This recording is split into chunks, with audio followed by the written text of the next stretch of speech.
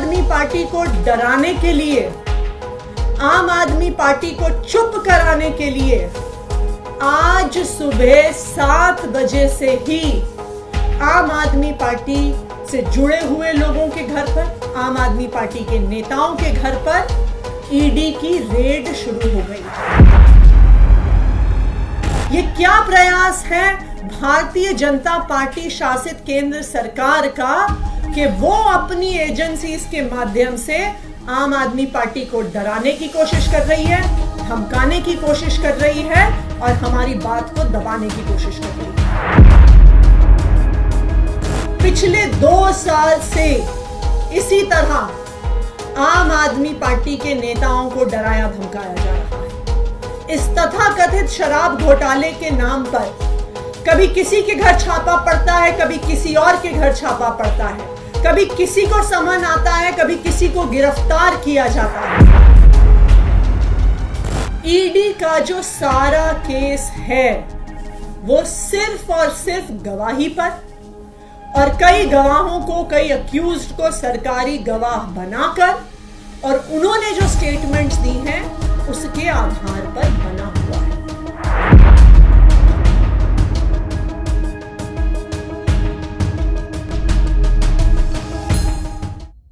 ਸਤਿ ਸ਼੍ਰੀ ਅਕਾਲ। D5 channel Punjabi ਦੇਖ ਰਹੇ ਸਾਰੇ ਦਰਸ਼ਕਾਂ ਦਾ ਮੈਂ ਧਰਮਿੰਦਰ ਸੰਧੂ ਸਵਾਗਤ ਕਰਦਾ ਹਾਂ।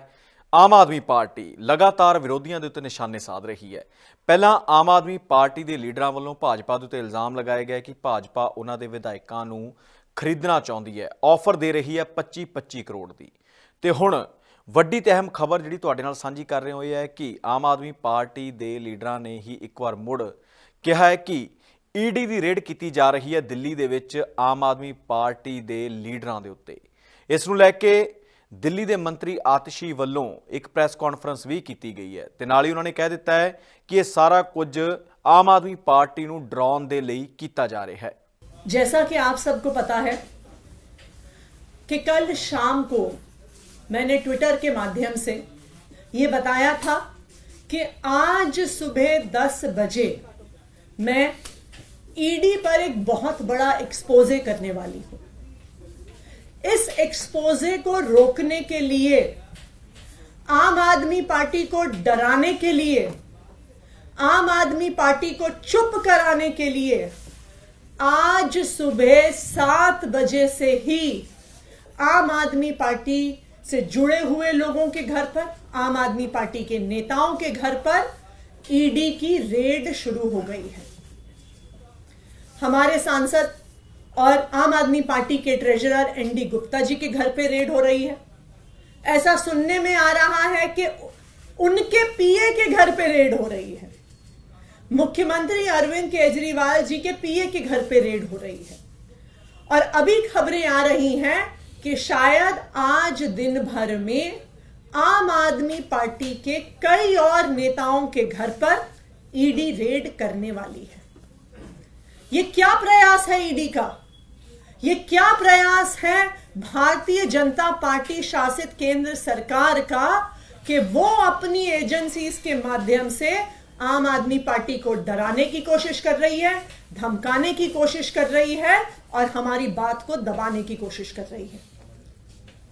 मैं प्रधानमंत्री नरेंद्र मोदी जी को, भारतीय जनता पार्टी को और उनकी एजेंसियों को जो ईडी और सीबीआई हैं ये बताना चाहती हूं कि आम आदमी पार्टी आपकी धमकियों से डरने वाली नहीं है। पिछले 2 साल से इसी तरह आम आदमी पार्टी के नेताओं को डराया धमकाया जा रहा है। इस तथाकथित शराब घोटाले के नाम पर कभी किसी के घर छापा पड़ता है, कभी किसी और के घर छापा पड़ता है, कभी किसी को समन आता है, कभी किसी को गिरफ्तार किया जाता है। लेकिन इस 2 साल के इन्वेस्टिगेशन में अभी तक ईडी को कुछ नहीं मिला है। किसी भी क्रिमिनल इन्वेस्टिगेशन में 3 चीजें महत्वपूर्ण होती हैं। सबसे पहले रिकवरी ऑफ मनी, जिसकी लॉन्ड्रिंग हुई है। ED prevention of money laundering act के तहत केस करता है तो सबसे पहली और सबसे जरूरी चीज है कि ईडी को रिकवरी ऑफ मनी करनी पड़ेगी लेकिन 2 साल में सैकड़ों रेड के बाद भी 1 रुपए की भी रिकवरी ईडी नहीं कर पाई। किसी भी केस में दूसरी महत्वपूर्ण चीज होती है सबूत, लेकिन 2 साल के बाद भी कोई भी पुख्ता सबूत ईडी को नहीं मिला है और ये कोर्ट ने भी बार बार पूछा है कि सबूत सामने रखिए। किसी भी केस में तीसरी महत्वपूर्ण चीजें होती हैं स्टेटमेंट्स, यानी कि गवाही। ईडी का जो सारा केस है वो सिर्फ और सिर्फ गवाही पर, और कई गवाहों को, कई अक्यूज्ड को सरकारी गवाह बनाकर और उन्होंने जो स्टेटमेंट्स दी हैं उसके आधार पर बना हुआ है कि आप देश के सामने, आप कोर्ट के सामने पूरी डिटेल्स रखिए कि पिछले 1.5 साल में आपने जितनी इंटेरोगेशन करी है, जितने सवाल जवाब करे हैं, उनमें से कितनी इंटेरोगेशन और सवाल जवाब के ऑडियो आपके पास आज मौजूद हैं। अगर ईडी ऑडियो रिकॉर्डिंग्स कोर्ट के सामने, देश के सामने नहीं रख पाती है तो इस इन्वेस्टिगेशन का सारा दूध का दूध, पानी का पानी हो गया कि ना पैसे की रिकवरी, ना सबूत और ना ही स्टेटमेंट्स का कोई भी सबूत के वास्तविक तौर पे विटनेसेस ने क्या कहा है। तो आज मैं ईडी को चैलेंज कर रही हूं और इसी चैलेंज को हमने कोर्ट में भी रखा है सामने।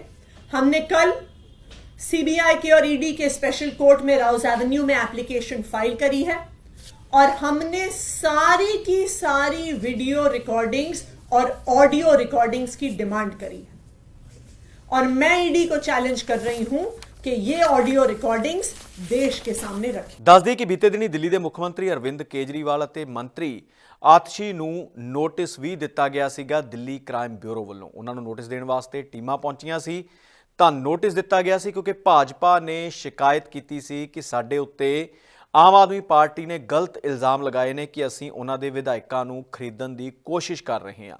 ਤਾਂ ਉਹਦਾ ਜਵਾਬ ਮੰਗਣ ਵਾਸਤੇ ਨੋਟਿਸ ਭੇਜੇ ਗਏ ਸੀ ਤੇ ਹੁਣ ਇੱਕ ਵਾਰ ਫਿਰ ਆਮ ਆਦਮੀ ਪਾਰਟੀ ਨੇ ਈਡੀ ਦੀ ਰੇਡ ਦੀ ਗੱਲ ਕੀਤੀ ਹੈ ਕਿ ਸਾਡੇ ਮੰਤਰੀਆਂ ਦੇ ਉੱਤੇ, ਵਿਧਾਇਕਾਂ ਦੇ ਉੱਤੇ ਤੇ ਹੋਰਨਾਂ ਲੀਡਰਾਂ ਦੇ ਉੱਤੇ ਈਡੀ ਵੱਲੋਂ ਰੇਡ ਕੀਤੀ ਜਾ ਰਹੀ ਹੈ। ਈਡੀ ਸਾਨੂੰ ਡਰਾ ਰਹੀ ਹੈ, ਧਮਕਾ ਰਹੀ ਹੈ। ਹੁਣ ਦੇਖਣਾ ਹੋਵੇਗਾ ਕਿ ਆਉਣ ਵਾਲੇ ਸਮੇਂ ਦੇ ਵਿੱਚ ਇਹ ਮਾਮਲਾ ਕੀ ਮੋੜ ਲੈਂਦਾ ਹੈ। निडर हाँ, निरपक्ष रहांगे, आजाद हाँ, सच कहांगे। गल करांगे सियासी हवा दी, होणगे हुक्मरानां नूं सिद्धे सवाल। सब तो पहला पहुंचावांगे तुहाडे तक सिर्फ सच्ची खबर। दसांगे कौन कर रहा है थोड़े ते सबर। विदेशां 'ਚ ਬੈਠੇ ਪੰਜਾਬੀਆਂ ਦੇ ਹੱਕ ਦੀ ਕਰਾਂਗੇ ਗੱਲ। ਕੈਨੇਡਾ ਦੀ ਹਰ ਸਿਆਸੀ ਖਬਰ ਲੈ ਕੇ ਆਵਾਂਗੇ ਤੁਹਾਡੇ ਵੱਲ। ਉਭਰਾਂਗੇ ਪੰਜਾਬ ਦੀ ਆਵਾਜ਼ ਬਣ ਕੇ। ਹੋਣਗੇ ਹਰ ਪਹਿਲੂ ਤੇ ਰੋਜ਼ ਚਰਚੇ। ਖੋਲਾਂਗੇ ਅੰਦਰੂਨੀ ਰਾਜ। बनांगे बुलंद आवाज। खेड, सिक्ख्या, सेहत, खेती दी बात पावांगे। हर पिंड, हर शहर जावांगे। मनोरंजन नाल जुड़े कलाकारां नाल करवावांगे मुलाकात। संघर्षां वाली जिंदगी ते मारांगे ਝਾਤ। की ने साडे कानून, फर्ज ते अधिकार। ਕੀ ਕਰਦੀ ਹੈ ਸਾਡੀ ਸਰਕਾਰ? ਕੀ ਹੈ ਤੁਹਾਡੀ ਮੁਸ਼ਕਲ ਦਾ ਹੱਲ? D5 ਚੈਨਲ ਪੰਜਾਬੀ ਦੀ ਕਚਹਿਰੀ 'ਚ ਹੋਵੇਗੀ सिर्फ लोकां दी गल। धर्म, धरोहर, सेहत और संस्कृति की होगी बात। अब D5 चैनल हिंदी भी होगा सर। D5 ਚੈਨਲ ਪੰਜਾਬੀ, ਆਪਣੀ ਧਰਤੀ, ਆਪਣੇ ਲੋਕ। ਸਤਿ ਸ਼੍ਰੀ ਅਕਾਲ ਜੀ, ਮੈਂ ਹਾਂ ਕੁਲਰਾਜ ਰੰਧਾਵਾ ਤੇ ਤੁਸੀਂ ਵੇਖ ਰਹੇ ਹੋ D5 ਚੈਨਲ ਪੰਜਾਬੀ, ਜਿਹੜਾ ਲਾਂਚ ਹੋ ਚੁੱਕਾ ਹੈ ਹੁਣ ਕੈਨੇਡਾ ਵਿੱਚ।